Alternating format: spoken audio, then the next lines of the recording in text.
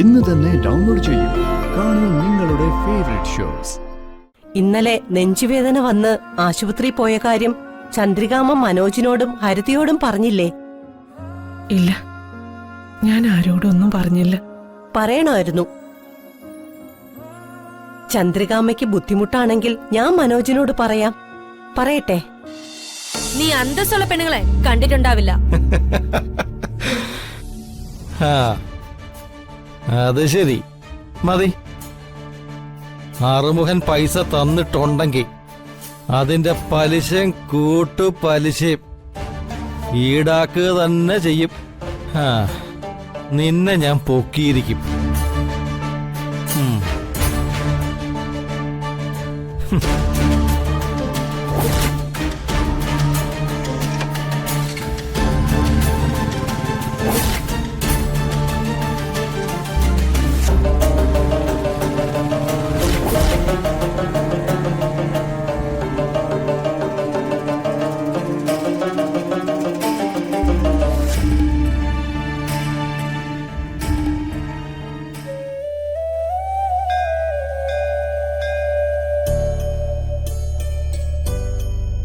തിരുമേനി, ഭർത്താവിന്റെ മൃത്യുദോഷം അകറ്റാൻ വേണ്ടി എന്തൊക്കെ വഴിപാടുകളാ ചെയ്യേണ്ടത്? മൃത്യുഞ്ജയ ഹോമത്തിന് പുറമെ ശിവന് ജലധാര നടത്തണം. 2 കൈയിലും കർപ്പൂരം കത്തിച്ച് മുട്ടുകാലിൽ ഇഴഞ്ഞ് ചുറ്റമ്പലത്തിന് ചുറ്റും പ്രദക്ഷിണം നടത്തുന്നതും ഭർത്താവിന്റെ മൃത്യുദോഷം അകലാൻ നല്ലതാ. ജലധാരയ്ക്ക് 1001 കുടം ജലവും വേണം.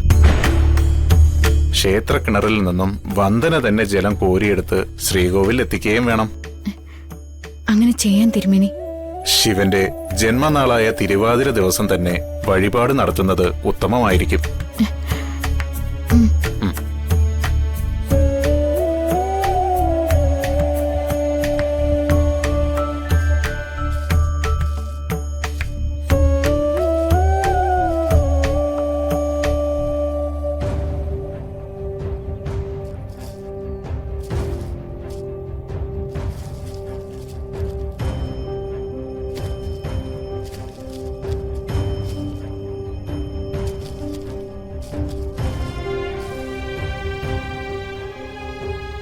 ഇന്നലെ രാത്രി മാധവേട്ടൻ ഉറങ്ങിയിട്ടുണ്ടാവോ?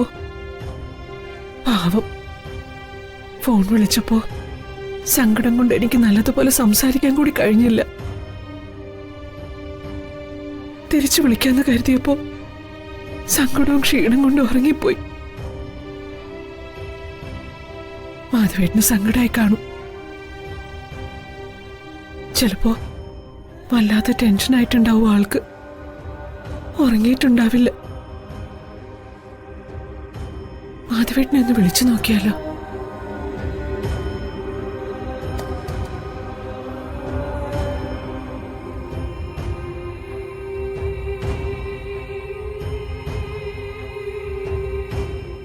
അല്ലെങ്കിൽ വേണ്ട.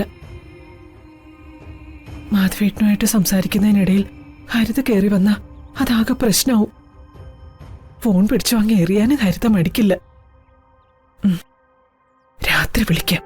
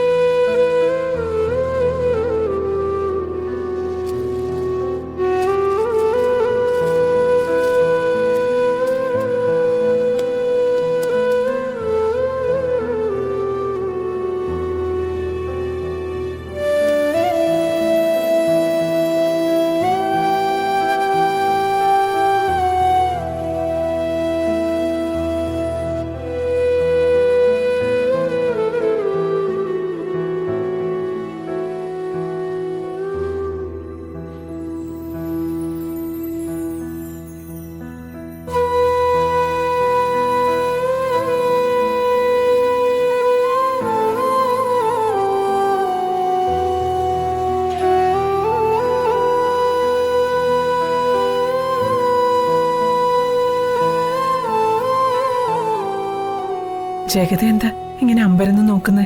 അസുഖക്കാരിയാണോ ഇങ്ങനെ കടുത്ത പണികൾ ചെയ്യുന്നത്? അസുഖക്കാരിയോ? ആർക്കാ അസുഖം? ഒളിക്കാൻ നോക്കണ്ട ചന്ദ്രികാമേ. ഇന്നലെ രാത്രി നെഞ്ചുവേദന വന്നതും ആശുപത്രിയിൽ കൊണ്ടുപോയതുമൊക്കെ മീനാക്ഷി എന്നോട് പറഞ്ഞു.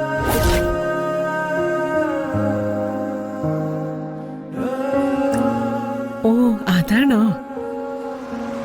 അത് വെറും ഗ്യാസിന്റെ പ്രശ്ന. വീട്ടിൽ വെച്ചു ഈ അസുഖം വന്നിട്ടുണ്ട്. മരുന്ന് കഴിക്കുമ്പോ വിട്ടു മാറിക്കോളും. ഈ അസുഖമുള്ളവര് ദേഹം അനങ്ങി എന്തെങ്കിലുമൊക്കെ പണി ചെയ്യണം. അങ്ങനെ അവിടുത്തെ ഡോക്ടർ പറഞ്ഞത്. കൊള്ളാം, നല്ല കഥയായി. സമയത്ത് ആശുപത്രിയിൽ എത്തിച്ചതുകൊണ്ട് ജീവൻ രക്ഷിക്കാനായെന്നല്ലേ ഡോക്ടർ പറഞ്ഞത്?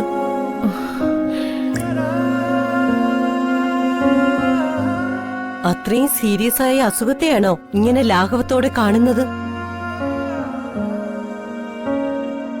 ഇന്നലെ നെഞ്ചുവേദന വന്ന് ആശുപത്രി പോയ കാര്യം ചന്ദ്രികാമ്മ മനോജിനോടും ഹരിതയോടും പറഞ്ഞില്ലേ? ഇല്ല, ഞാൻ ആരോടൊന്നും പറഞ്ഞില്ല. പറയണമായിരുന്നു. ചന്ദ്രികാമ്മയ്ക്ക് ബുദ്ധിമുട്ടാണെങ്കിൽ ഞാൻ മനോജിനോട് പറയാം. പറയട്ടെ? അയ്യോ വേണ്ട, സൗകര്യം പോലെ ഞാൻ പറഞ്ഞോളാം. പറയണം. ടെൻഷൻ പാടില്ലെന്നും കഠിനമായ പണിയെടുക്കരുതെന്നൊക്കെയില്ലേ ഡോക്ടർ പറഞ്ഞത്? വെറും ഗ്യാസാണെന്നൊക്കെ പറഞ്ഞ് അവഗണിച്ച ആപത്ത ചന്ദ്രികാമേ. ഞാൻ മീനാക്ഷി ഇങ്ങോട്ട് അയക്കാം. ബാക്കിയുള്ള പണിയൊക്കെ അവള് ചെയ്തോളും. ചന്ദ്രികാമ്മ പോയി വിശ്രമിക്ക്. സ്വന്തം ജീവനെ പോലും വകവെക്കാതെ മരുമോളെ സേവിക്കേണ്ട ഒരു ഗതികേട്. കഷ്ടം തന്നെ. മക്കൾക്ക് വേണ്ടി പണിയെടുക്കുന്നത് ഒരു സന്തോഷല്ലേ? അത് ചന്ദ്രികാമ്മയുടെ മനസ്സ്. പക്ഷെ ആ മനസ്സ് തിരിച്ചറിയാൻ ചന്ദ്രികാമ്മയുടെ മക്കൾക്കോ മരുമക്കൾക്കോ ഒന്നും കഴിയുന്നില്ലല്ലോ. പക്ഷേ ഒരു കാര്യം ഞാൻ ചന്ദ്രികാമ്മയോട് പറയാം. എന്റെ മോള് സുചിത്രയ്ക്ക് നൊന്തുപറ്റ എന്നേക്കാൾ ഇഷ്ടം അമ്മായി അമ്മയായ ചന്ദ്രികാമ്മയോടാ. അതെനിക്കറിയാം.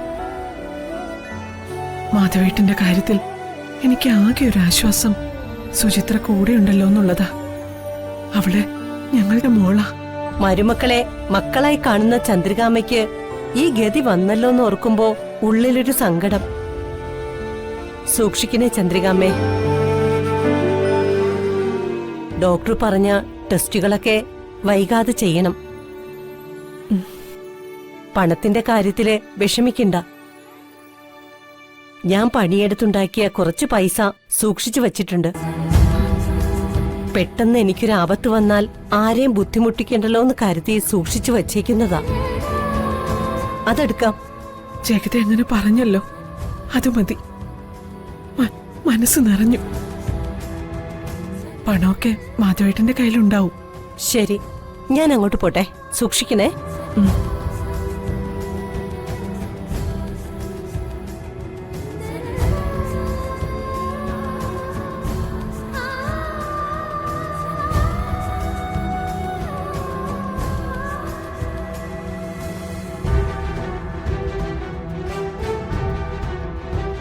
അപ്പോ അമ്മ ഇന്നലെ സുഖില്ലാതെ ഹോസ്പിറ്റലിൽ പോയതായിരുന്നു.